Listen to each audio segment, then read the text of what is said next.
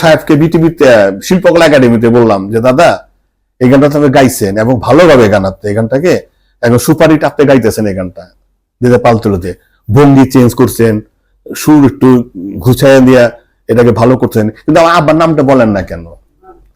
এই গানের ভিতরে আব্বার নামটা আছে। না না না না না, এটা আমি আরো 60-70 বছর আগে শুনতেছি। আর শুনতে দোস্ত কে গাইছে, তুমি গানটা দেখো না কে গাইছে, শুনছে আপনি জানি শুনছেন, গাইছে কে সে দেখবেন তো আপনি।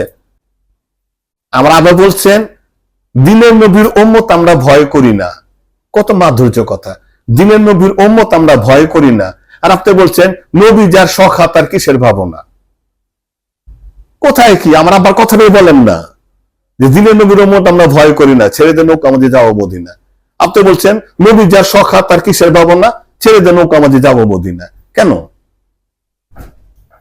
আবার লাস্টের সন্ধ্যার ভিতরে আবার গানের নামও আছে, আপনার নামটা বলেন না।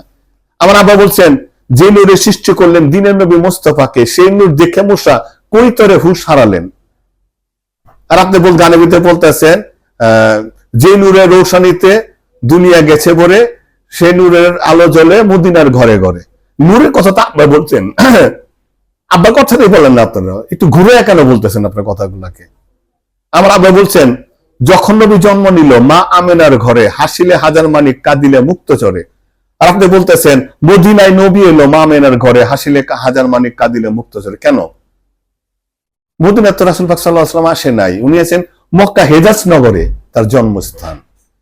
মদিনাতে হিজরত করতে তিনি গেছেন।